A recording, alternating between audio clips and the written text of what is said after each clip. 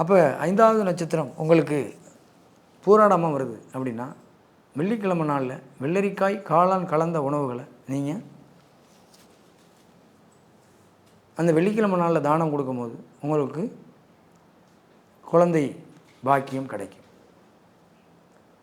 அவிட்ட நட்சத்திரம் உங்களுக்கு 5வது நட்சத்திரமாக வருது அப்படின்னா, தக்காளி சாதம் ஆப்பிள் கலந்த உணவுகளை செவ்வாய்க்கிழமை நாளில் நீங்கள் தானம் செய்யும் பொழுது, தொடர்ந்து 7 வாரம் தானம் செய்யும் பொழுது நீங்கள் உங்களுக்கு புத்திர பாக்கியம் ஏற்படும்.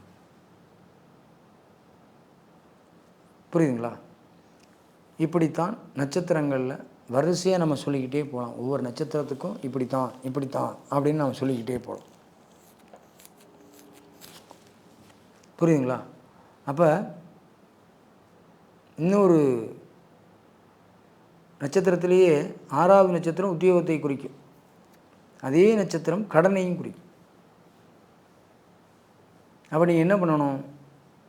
கடன் நமக்கு விலகணும் அப்படின்னா, அது தெய்வ அனுகூல நட்சத்திரமாக இருந்தாலும் காரகத்துவம் என்ற முறையில் 6வது நட்சத்திரத்தினுடைய விலங்குக்கு நீங்கள் உணவு கொடுக்கணும்.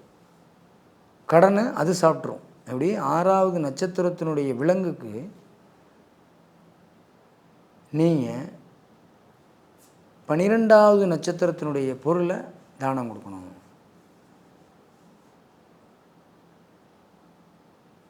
ஒரு மனிதனுக்கு 6வது நட்சத்திரத்தினுடைய விலங்குக்கு